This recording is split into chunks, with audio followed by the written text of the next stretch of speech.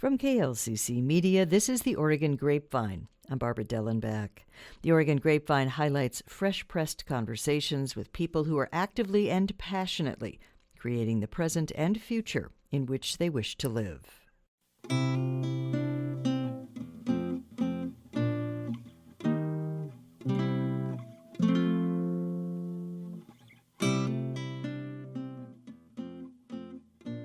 Carl Woideck is a retired senior instructor at the University of Oregon School of Music and Dance, a saxophonist, a radio host, and longtime friend. Hi, Yes. Carl. Thanks for being on the Oregon Grapevine. It's great to be here. Let's start with perhaps an obvious question, but why jazz? Why is that your genre? That's a very good question. I would say that even when I was a kid listening to rock and roll, I was drawn to instrumental rock and roll. For some reason, I really like instrumental music. It's the same thing with classical music. I like a lot of instrumental classical music. So I think I've been drawn to classical music even before I knew that was a genre. But I would say that when I was early in high school, I discovered jazz. And it really piqued my curiosity. And I was very, very lucky to hear some seminal jazz musicians very, very early on in person. For example, when I was about 15 and a quarter or something like that, I went to a club and heard John Coltrane live. And it changed my life. I mean, it really did. This was a club in Cleveland where I grew up that had no liquor license. So a toddler could walk in and, could check out John Coltrane. So I had some early influences that really influenced me. And I thought, well, I'd like to try to do that. And this was before you yourself were playing music? Or were you also... I had not gotten my first saxophone by that time. I had taken piano lessons, which didn't really stick. I'd have to say my teacher was unimaginative. And no, seriously. I know, I believe you. My brother was taking piano lessons, and I thought, I'd really like to do that. And then we got this teacher who did not take my curiosity and do anything with it. I remember he sat down at the piano and played a chromatic scale, 2 octaves. And I said, what is that? Oh, that's a chromatic scale. So let's talk about your lesson. He had my interest, but did nothing with it. This is bouncing around a little, but with that lesson in mind, you having, I know, taught a lot of people about music and how to play, is that a lesson that you kind of carry with you, that when someone expresses some interest that may be outside what you were thinking, you are easier to go for it? Well, I do think so. I wasn't conscious or anything like that, but the lessons should really work with the I taught a lot of private saxophone lessons for many years in this town, sometimes like 24 a week or something like that, before I got into the university milieu. So I think, if not consciously, certainly instinctively, realized that teaching should be imaginative. It should work with the student's curiosity and have some energy and have some humor and so forth, and start where the student is. At what point did you make the connection or start doing radio and see the connection with jazz and radio, and how did that come about? Well, that's interesting. Well, in Cleveland, I had a friend who was a DJ at a college radio station. It was called Western Reserve University, eventually Case Western Reserve. And he said, well, I think this is really a lot of fun. And how would you like to have your own radio show? So I thought, well, okay, I'll try that. And so even before I came to KLCC, I did have some experience with public radio. And you came here and you showed up, or well, the other actual building, but to KLCC's greater entity, or did someone recruit you? Well, I moved to Eugene in July of 1975, and that was a time when KLCC was running their very first fundraiser, the Buck-A-Watt fundraiser, and I would see a billboard about that. So I decided to check out this radio station, and I walked in probably late summer in 1975, something like that, and met some wonderful people, such as Michael Canning and many other people, and they were interested. I'm told that Michael Canning, after I walked out the door, after our first meeting, he said, "That's the future of KLCC." Dear Michael, well, he's right. You're here. You are, decades later, right? We both are, but you longer Yes. than I. Do you get, either on the radio or when you're performing, do you get stage fright? In general, no. But if there's a very difficult passage coming up, I sometimes tense up and flub it, even though at the rehearsal or the sound check, I played through it. So I do have that quirk. But in general, no. It's fun to be on stage with wonderful musicians. You are retired in terms of your teaching at the University of Oregon. How are you spending your time? Totally retired in your life, or how are you spending your time and playing with that musical piece that I know is still important? Well, I have to say that over time, an academic piece became very prominent in my life, writing books, for example.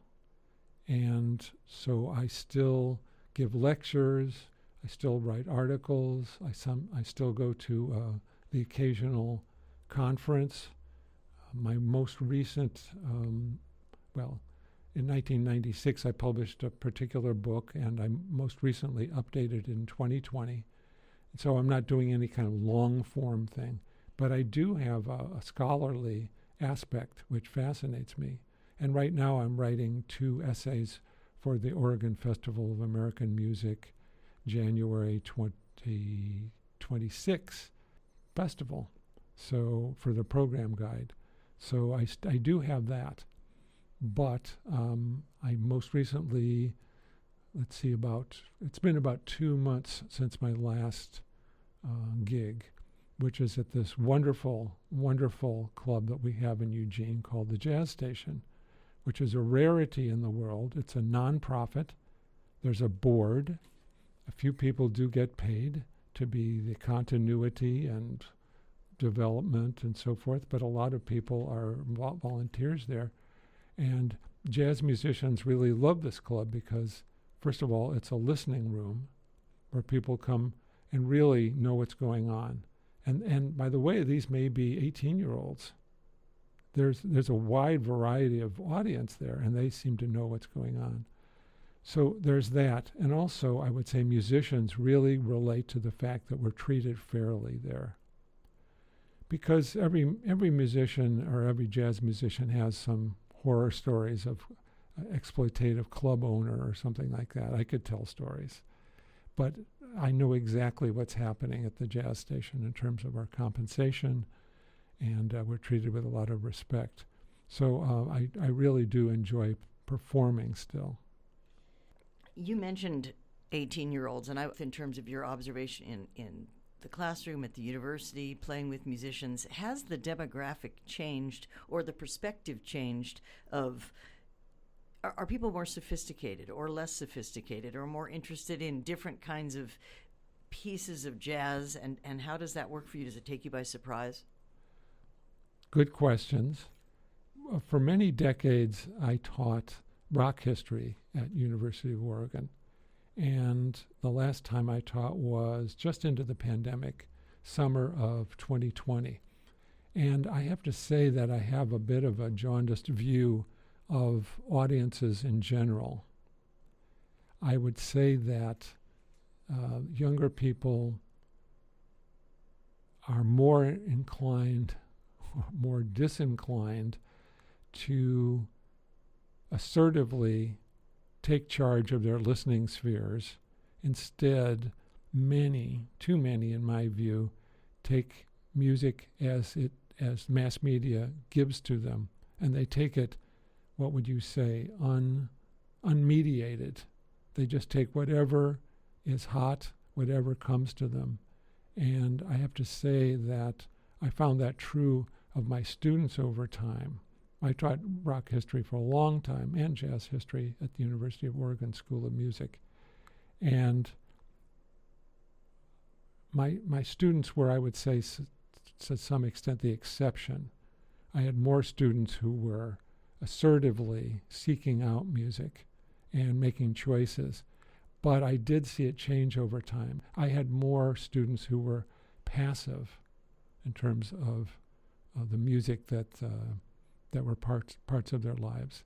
I would say that actively participating in choosing your music is somewhat of a rarity now among young people.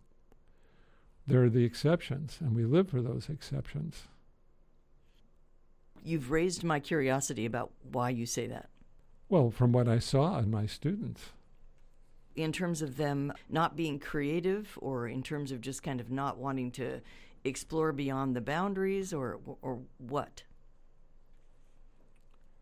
Well, I taught large classes, so it would be about 150 people, and I learned how to put on a show and to keep the attention of the students. And the students who sat in the first 5 or 10 rows were actively curious and asked questions and came to office hours and so forth.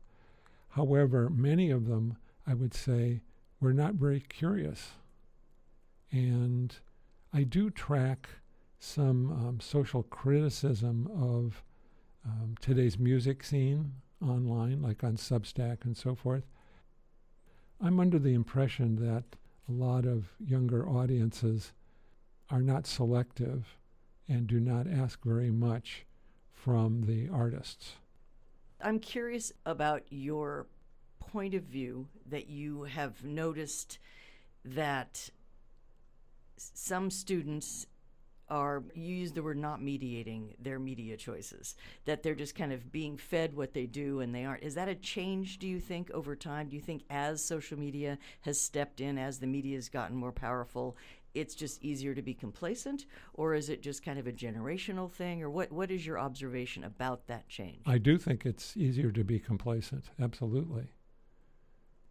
You have confessed to being an instrumental music fan, and obviously those of us who know you and have listened to you, think of you as, it's jazz. I mean, he listens to jazz. So what's your secret vice genre that's out there that you'll actually listen to something else? Is there one that you'll turn on and instead?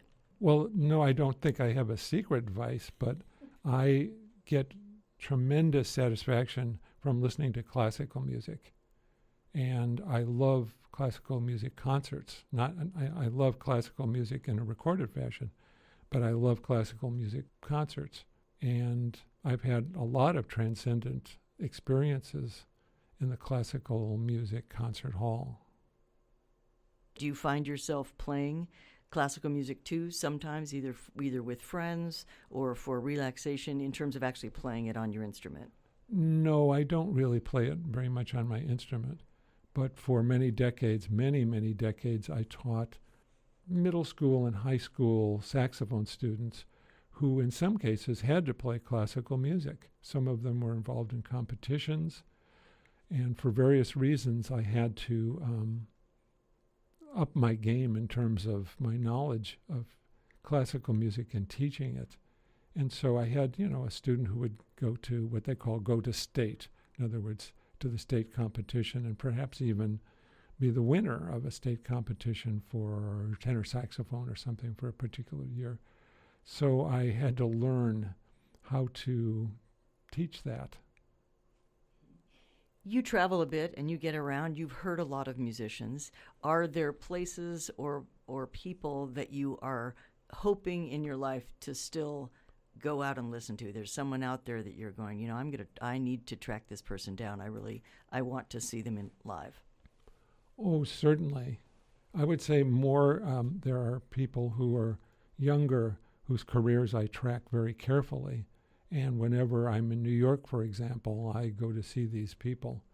These are younger, for example, the young pianist Miki Yamanaka, who has been living in New York for some decades. I will always go to see her. And also there's a singer who is Armenian-born named Lucy Yagizarian that I will, if I can ever see her, I will. And not so long ago, she was at the Oregon Coast Jazz Festival. And hearing her sing was one of the highlights for me. You just let slide the fact that you've written a book. Go ahead and talk about that book a little bit. Brag a little bit about your publication. Oh, well, I've put out 3 different books. 2 are what are considered to be edited volumes. In other words, I wrote part of them. I, as they say now today, curated, or whatever you want to say, edited it. I solicited the essays and I wrote some of them. But the one that we're talking about is called Charlie Parker, His Music and Life, first published by University of Michigan Press in 1996. And as I mentioned, the revised edition in 2020, that was the centennial or centenary of the birth of Charlie Parker. So I wanted to put out a new edition. So these are, especially that book, is for specialists. There's a lot of transcribed music. If you can read music, you'll get a whole lot more. So I would say that those, I wouldn't recommend to anybody to go out and order that book. However, the other 2 are out of print, unfortunately. So don't try to order them either. Well, but they float around. You can find them in used form. One is called the Charlie Parker Companion, and one is called the John Coltrane Companion. What inspires you in your life and to continue doing the work that you're doing, and what keeps you going and vibrant? Well, I would say life itself is inspiring. To have energy, to have curiosity, to love nature, to love art, to love my wife, to be crazy about our great dog, taking walks, traveling. I love to travel.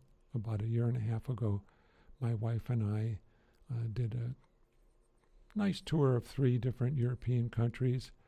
We go to New York whenever possible. So I would say, life itself, energy, people, art, all those things inspire me. Do you have contact with former students who come up and interact with you in interesting ways? Some you might recognize, some you might not, but are you in touch with them? My wife, Marion Smith, jokes with me about this because we can be in British Columbia or California or someplace, and people will say, I took your Miles Davis course, I took your rock history course, I took your blues history course, I did this and that. Oh, so yes. And then also, I'm in touch with some of my saxophone students, and also I'm in touch with quite a few of my graduate teaching fellows, graduate employees, they call it at University of Oregon, who are my assistants when I was teaching those huge classes, because you can't just teach a 150-person class easily. You need help grading and so forth. So I'm in touch with a wide variety, from saxophone students to school students to the people who work with me, these graduate assistants. Are you also a composer? My bachelor's degree is in classical music composition. However, I'm more interested now in just playing saxophone and improvising and arranging and so forth, and a little bit of composition, but mostly I'm interested in leading a band and getting on the stand and improvising on the saxophone. And do you have a band or a kernel of group of people with whom you play? Well, in little old Eugene, we have a certain cadre of musicians who I consider to be what they would call the A-list. These are people that I would want. And if I can't get enough of these, I will turn down a job because I want a smooth ride, when I play. I want a smooth ride. And so there are musicians here who are great on their instruments, people who are easy to work with, and who are very creative on the bandstand. I have to say also that these musicians who are on my A-list are in demand. And a lot of times they're busy. I'll text them and say, I have a possible job on October 24th. Can you do it? No. Plus, also, I would say that musicians who come through the jazz studies program at the University of Oregon, who are often the people that I start to employ, they often go to greener pastures. We had a wonderful bassist who came through our program, Garrett Baxter, who is, he grew up in Ashland, but he now lives in Portland and is very much in demand, and it right now is being considered for a job at a very prestigious German big band. And so musicians develop here, either just in Eugene or especially at the School of Music and the Jazz Studies program, and oftentimes they leave, and as well they should. You were a city boy, you lived in Cleveland, and you came to Eugene, and you weren't one of those people that passed through and kind of kept going. What drew you to Eugene? First, why did you find Eugene, or how, and why are you still here, Carl? Well, for people like you, Barbara. Thanks, Carl. So not only have I lived in Cleveland, but I also, in the late 60s and early 70s, lived in Berkeley, California. And after living in Berkeley for professional reasons and various reasons, I went back to Cleveland. But I knew I wanted to get back to the West Coast, partly for the landscape, the terrain, the people, the quality of life, nature, and so forth.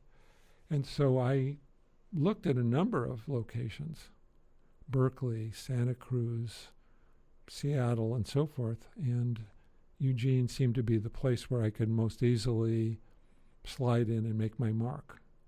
And why have I stayed? Well, actually, I joke with people saying this is one of my failings in life of not having, of being in one place too long or a long time. Because when you're young, you have wanderlust and so forth, and you go a lot of places. However, my wife and I spent a lot of time in Austin, Texas, which is her home city. So I get to see a lot of the country, and perhaps someday I'll move again. But for now, we're glad you're here. Let me ask you a radio show question, which is that you've been doing your show on KLCC for a long time, 50 years. How do you still stay inspired to go in there and go, well, I have to do this show, or I get to do this show, or here's who I'm going to focus on? How do you keep that desire going? Well, I guess that from the time I started doing radio, I've wanted to share my interest and my energy and my fascination with others. And that's what I get to do, not only when I was teaching in person, but also sharing it with people who are out there, either online or listening on a radio. I really enjoy sharing my fascination and my love of music.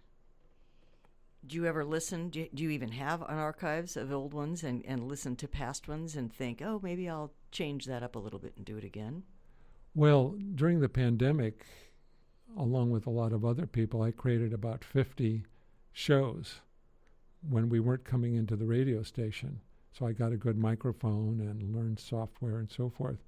So, I mean, I do have an archive of those, but I wish I had an archive of some of those shows from the 70s and 80s I'd be very curious to hear some of those. Those reel-to-reel tapes, I suspect, are gone. Yes.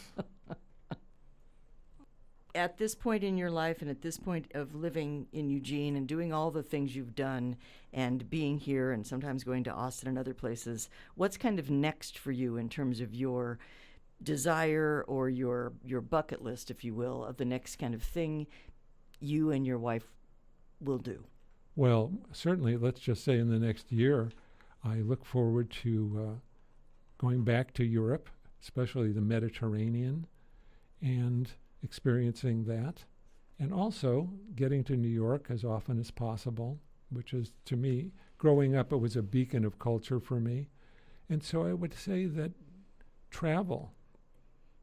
A friend of mine says that there's 3 stages of retirement: go-go, slow-go, and no-go. And so, as long as I've got the go-go, I intend to travel, and my wife Marion and I intend to travel. Good. You're on go-go, then slow-go, and maybe eventually no-go. But What? hopefully not soon. I thought it wouldn't happen to me. You're telling me this? Barbara, I've got a go-go right now. In that case, I didn't realize that no-go was part of my... No, but seriously, yeah, I'm basically, as long as I have the go-go energy, I'd like to experience life and people and art. Inhaling art is very important to me, but especially travel. And I'd like to get back to Europe, see some of my European friends. Getting to New York would be wonderful as often as possible. And also just being in warm. Someone said that they didn't realize that winter was optional. So here we are in Eugene in the Northwest. Well, I'd like to spend more time in warmer climes. So I would say, as long as I'm go-go, I want to go-go.